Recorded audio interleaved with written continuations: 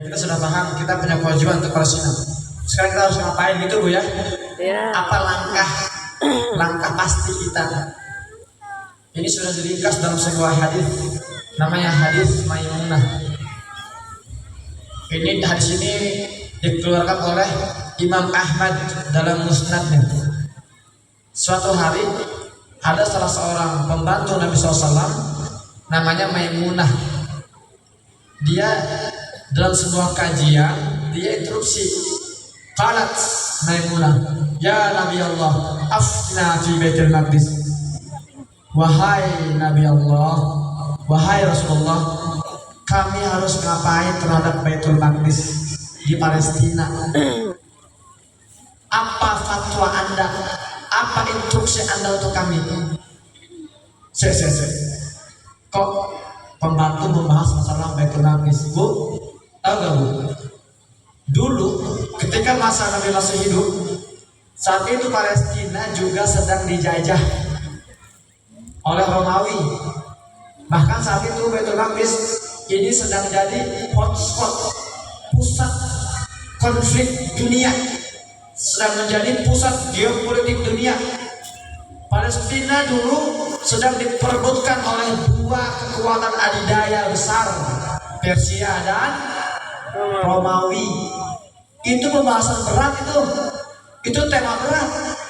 Itu bukan tema seorang pembantu bicara seperti itu. Itu bukan tema ibu-ibu membahas tentang konflik geopolitik dunia. Contohnya ya, ibu-ibu pernah gak Bu? Ibu-ibu ke pasar belanja sayuran, terus ngumpul bareng, terus ngobrol. Bu, itu gimana sih ya update terkini Ukraina versus Rusia? Pernah gak Bu? Enggak. Gimana ya ini persaingan antara Jinping dengan Joe Biden? Gak pernah kan? Karena itu bukan tema seorang ibu-ibu, itu bukan pembahasan seorang pembantu. Kok ada pembantu menanyakan masalah berat ke Nabi SAW? Dari mana itu asalnya? Apakah tiba-tiba dia terinspirasi pengen nanya masalah itu? Enggak. Ternyata memang saat itu isu Baitul Maqdis trending topik di Madinah. Semua membahas Baitul Maqdis. Kenapa? Karena Nabi SAW selalu menjaga agar pembahasan Baitul Maqdis selalu di permukaan. Nabi SAW ini setiap kali mau ngobrol itu selalu membahas tentang Bumi Syam, tentang Masjidil Aqsa, tentang Baitul Maqdis. Terus mengingatkan para sahabatnya, jangan melupakan Baitul Maqdis, memotivasi mereka, membawa semangat mereka. Ada kerinduan besar. Nabi SAW ingin membebaskan Baitul Maqdis hari itu. Makanya ada dalam sebuah asar dari Siti Aisyah radhiyallahu anha, dia berkata bahwa maka Rasulullah yanamu ala firashihi qabla an yaqra surat Bani Israil wa Zumar aw fi manami. Kata Siti Aisyah, Nabi SAW ini nggak pernah tidur sebelum membaca surat Al-Isra dan surat Az-Zumar. Kenapa beliau selalu membaca surat Al-Isra setiap malam? Beliau rindu ingin membebaskan Baitul Maqdis yang saat itu dijajah oleh Romawi. Karena beliau tidak mampu, beliau edukasi para sahabatnya dengan banyak hadis, dengan banyak doa, dengan banyak informasi. Sering banget, makanya ada buku namanya Al-Arba'in Al-Maqdisiyah, 40 hadis pilihan tentang Baitul Maqdis. Jadi saat itu pembicaraan tentang Baitul Maqdis itu trending topik setiap hari, enggak setahun sekali. Makanya muncullah pertanyaan ini dari seorang pembantu, ya Rasulullah, saya sana sini mendengar tentang Baitul Maqdis, Anda selalu menyampaikan keutamaan Baitul Maqdis ya Rasulullah. Sekarang kami harus ngapain terhadap Baitul Maqdis yang dijajah ya Rasulullah? Qala ardul mahsyar wal mansyar. Nabi SAW menjawab, oh Baitul Maqdis itu mah padang mahsyar, tempat seluruh umat manusia nanti akan dikumpulkan setelah kematian. Loh, kok Nabi SAW diminta fatwa, diminta instruksi, malah ngasih informasi? Nggak nyambung. Bukan nggak nyambung, ini metode SAW. Sebelum beliau ini memberikan perintah, beliau edukasi dulu para sahabat. Pentingnya nilainya sebuah Baitul Maqdis. Disitulah penting edukasi. Kita selama ini angin-anginan. Kenapa? Karena kita kurang termotivasi. Kenapa kita kurang termotivasi? Karena kita kurang teredukasi. Kita nggak paham kenapa kita harus bantu Palestina. Taunya ngirim donasi selesai, pulang tidur nyaman, tenang lagi. Edukasi ini penting. Itulah kenapa beliau Rasulullah mengedukasi para sahabat sebelum memberikan instruksi, baru keluar instruksi tentang edukasi. Apa itu? Itu wassalufi kata Nabi. Fa inna salatan fi ka'alfi salatin fi ma siwaha. Datang kalian semua ke Baitul Maqdis wahai para sahabat. Bebaskan ke Baitul Maqdis dari penjajahan Romawi, lalu sholatlah di Baitul Maqdis. Karena barang siapa sholat di Baitul Maqdis di Masjidil Aqsa itu pahalanya 1000 kali sholat di masjid biasa. Masya Allah. Mau bu? Mau nggak Pak? Mau. Apa syaratnya? Datang dan bebaskan. Simple. Maka sekarang kita harus datang bebaskan. Bisa Pak? Bisa sekarang kita? Bisa nggak Bu? Nggak bisa.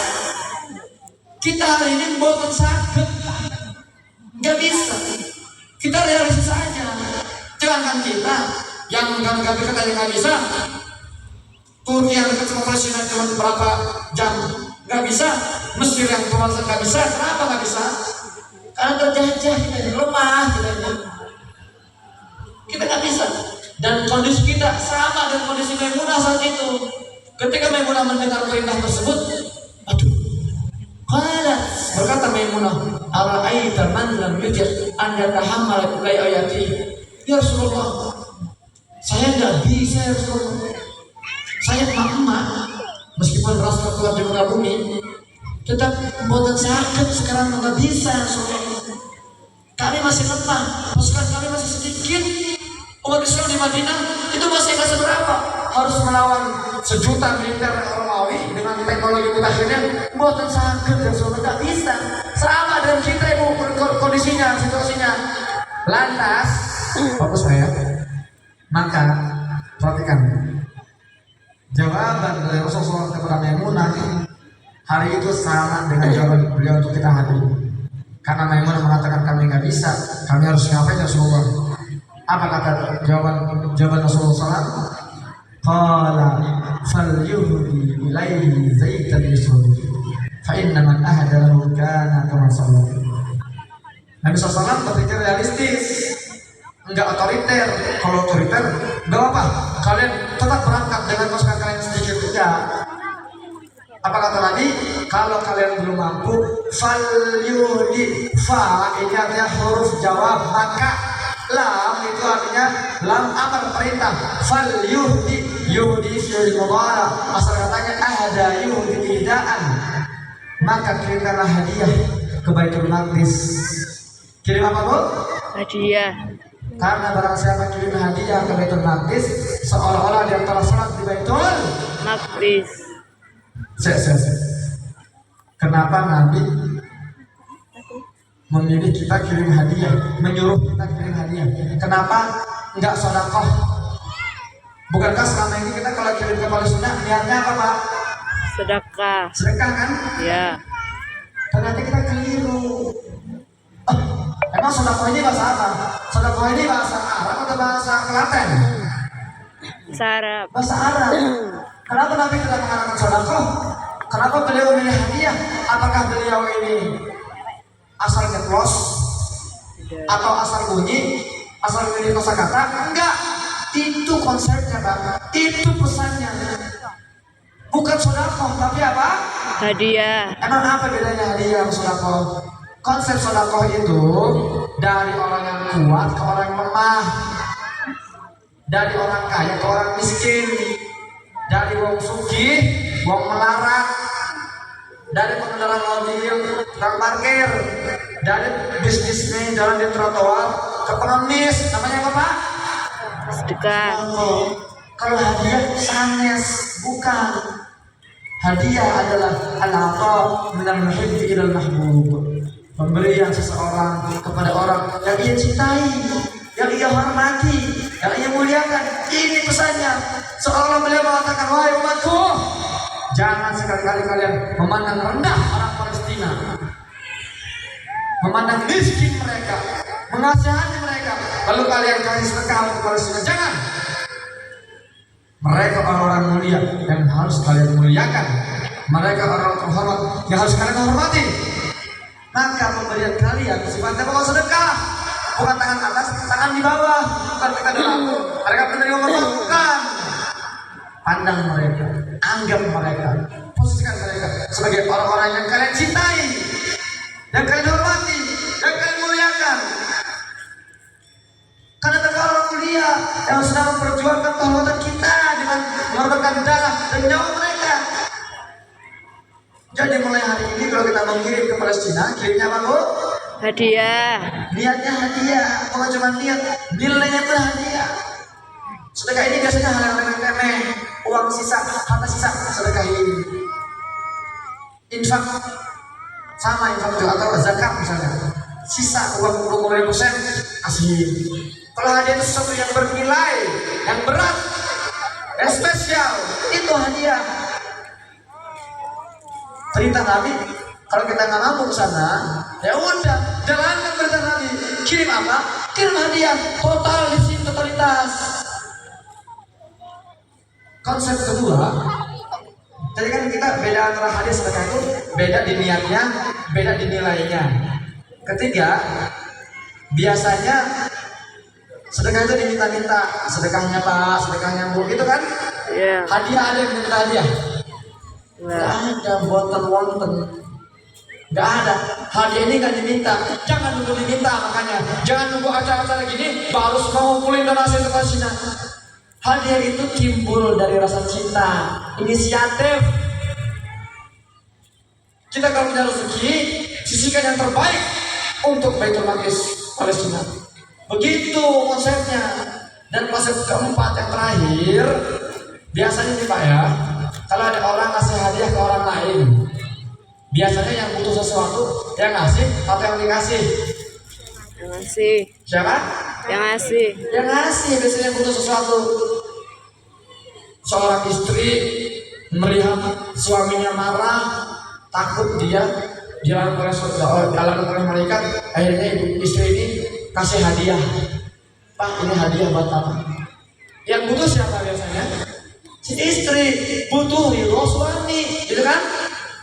Itu pesannya, wahai umatku, kata Nabi, bukan Palestina yang butuh kalian, kalian yang butuh Palestina. Karena kalau tidak ada Gaza, kalau tidak ada pejuang-pejuang di sana, nggak ada yang mempertahankan kehormatan kita hari ini. Kita akan lebih hina, sehina-hinanya hari ini. Karena kita yang butuh mereka. Karena kita nggak bisa ke sana, kita kirimkan hadiah mereka. Bismillahirrahmanirrahim. Dan kalau kita kasih hadiah, Bu, Pak, jangan pakai matematika dunia, tersiksa kita. Waduh, aku punya uang 2 juta, kasih juta, tinggal 1 juta dong uangku. Itu matematika dunia namanya. Yakin sama Allah. Dan surat Al-Baqarah berfirman, "Masalul ladzina yunfiquna amwalahum kama habatin ambat sab'a sanabir." Perumpamaan orang yang berinfak di jalan Allah itu seperti menanam satu bibit tumbuh berapa? 7 cabang. Per cabang tumbuh 100 benih, 700 kali lipat. Itu yang harus kita pahami. Dan sekali lagi, keberkahan umat Islam itu ada di Baitul Maqdis. Sebesar apa kita kirim hadiah ke Baitul Maqdis, jangan kaget, akan sebesar itu pula keberkahan yang kita rasakan. Itu banyak orang cerita sama saya. Kisah nyata nih. Saya pulang dari Gaza, landing di Jakarta tanggal 15 November. Suatu hari waktu saya masih di Gaza, ada orang Bekasi. Saya kan orang Cilengsi, Bogor, ada orang Bekasi. Namanya Bu Syarifah. Bu Syarifah, dia ini ibu rumah tangga, dia punya kontrakan, usaha kontrakan dia, 8 pintu, sepi, nggak ada yang nyewa. Dia punya TK, sekolah TK itu hampir bangkrut karena nggak bisa gaji para guru. Ketika melihat kondisi di Gaza, dia hubungi kakak saya perempuan. Dia bilang, saya mau kirim ke Palestina, ini uang tabungan saya sama tabungan suami saya, dikirim ke Palestina. Besoknya dia langsung WhatsApp, Is, Masya Allah, hari ini kontrakanku penuh, 7 pintu isi semua. Dan barusan ada orang datang ngelamar jadi guru TK, nggak mau digaji. Masya Allah. Kalau balas kontan itu, dia uang dari itu tuh dia terima lagi ke Gaza tuh. Uang dari apa hasil kotoran itu. Besoknya dia SMS lagi WhatsApp, masih ada WhatsApp dari saya. Dia bilang, Is, Masya Allah, gula saya, penyakit gula, kadar gula saya yang tadinya 324 turun di 125. Jadi dia kaget, kok tiba-tiba banyak kemudahan. Satu lagi contoh, saya ngisi di Cibubur, ada namanya Masjid Darussalam Kota Wisata. Di situ saya ngisi kajian setelah pulang dari Gaza, ngisi kajian zuhur hari Sabtu atau hari Ahad, lupa saya. Setelah kajian saya diundang ke rumah salah seorang jamaah. Saya di traktir makan siang, terus dia minta nomor rekening, sampai rekening lembaga antum. Saya kasih nomor rekening, dia kirim 10 juta, Ustaz. Sudah transfer 10 juta. Udah, jadi kalau saya bilang. Seminggu kemudian ada kajian di Cibubur lagi, istrinya cerita, Ustaz, siang hari suami saya transfer 10 juta, itu subhanallah di sore harinya suami saya dapat proyek yang nilai keuntungannya 2,5 miliar. Masya Allah. Tapi jangan pakai itu matematika ya. Ya masukin. Oh, kalau 10 juta 2,5 miliar, berarti kalau saya 20 juta, berarti saya dapat 50 miliar nih. Enggak usah ada. Terima kasih Ustaz untuk jawaban dari pertanyaan saya.